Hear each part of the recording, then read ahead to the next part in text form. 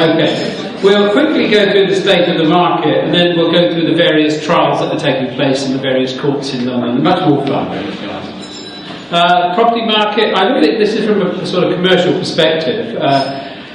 Okay in London, bloody awful outside London is essentially the view at the moment.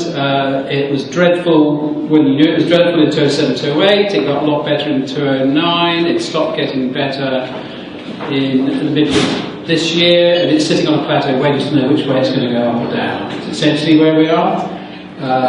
In London itself, which I now these days know a bit more about, it's not too bad actually. I think there's a bit of investment, a bit of development, and one or two tenants buying, renting buildings, although suspiciously slow at the moment. I keep hearing about these big deals that are going to take place with the various buildings that are finished, and quite frankly, I haven't seen one happen yet. So I think they're all just sitting on their hands at the moment, waiting for the autumn and the fact that it might get worse again.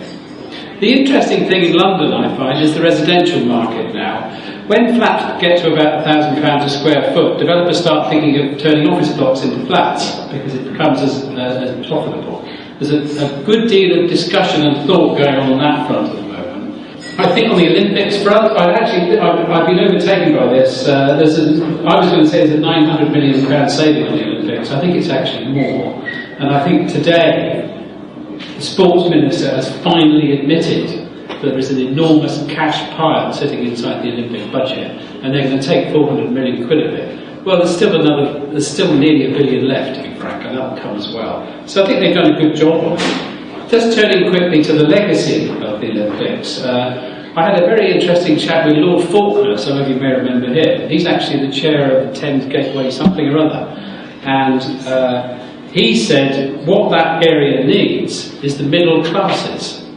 We don't need any more social housing in Stratford. We don't need any more public schools. We need lots of private schools, which is an interesting view from somebody like that.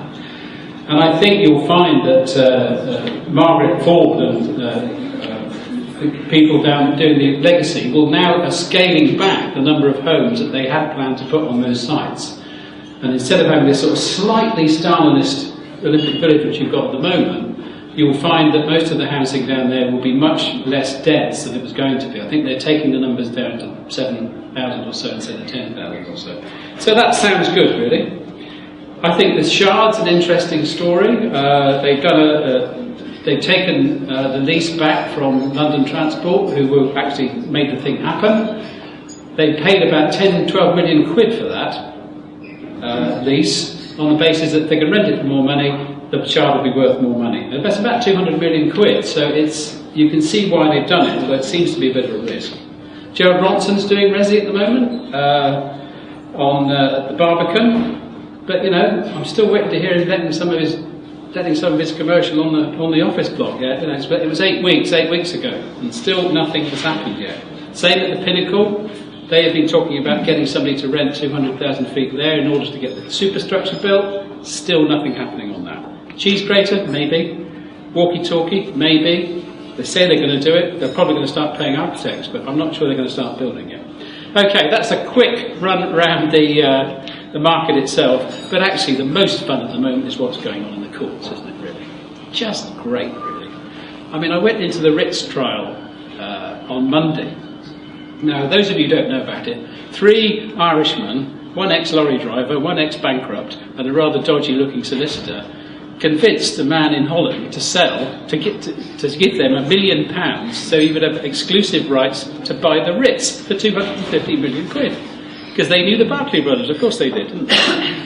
And you go into the trial, and quite honestly, look at these 3 guys. The jury's out at the moment, and so I'm not quite sure whether they're going to become, you know, criminals or let off. I have to say, I listened to one of the defence barristers defending this poor 68-year-old ex-Irish ex-lorry driver, and I thought, well, no, of course he's not guilty, is he?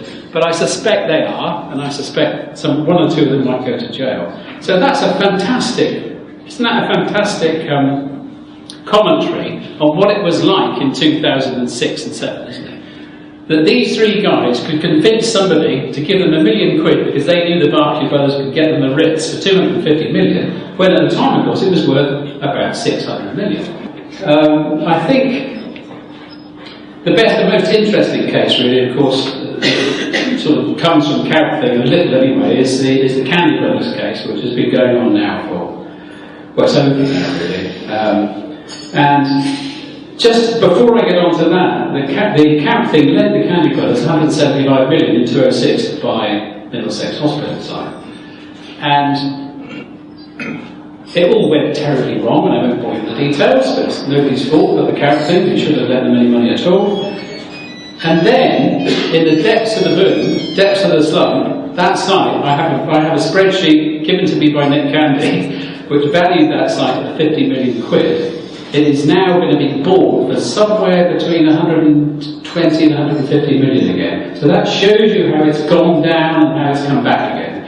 It's actually worth about 110 according to my source, but he assures me somebody will pay 150 million quid. The bids are in now, we'll see what happens really on that one.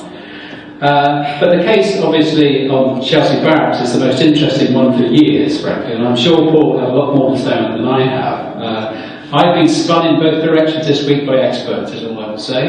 The case ended last Friday. Candy have a very expert spinner in Christopher Joel, and the Qataris have finally appointed a spinner in the shape of Lord Bell. So, if any of you are in the public relations business, this will make a case study in how and how not to deal with the media when it comes to something like this. It was always fairly obvious that the Caddies would win, frankly. Like them or not, it was fairly clear that they would win. What happened, as far as I can tell, is the Emir did not instruct his underlings to withdraw the planning application, that they should know about it. He just raised his eyebrow. There's now a squabble going over costs and damages. That will be the next thing will go along. It's possible they could kiss and make up at one point, because it's been extremely damaging to the Qataris. You know, they are absolutely seething over this, and of course they're still working with the Candies on Knightsbridge. But the brothers are, they're a pretty intransigent couple of guys, and they're not stupid. They're very clever guys. So there may be more rounds to come. That's enough from me. I think that's my 9 minutes. I will now hand over to Paul, who probably wants to comment on that and perhaps anything else he'd like to do. So, Paul, over to you.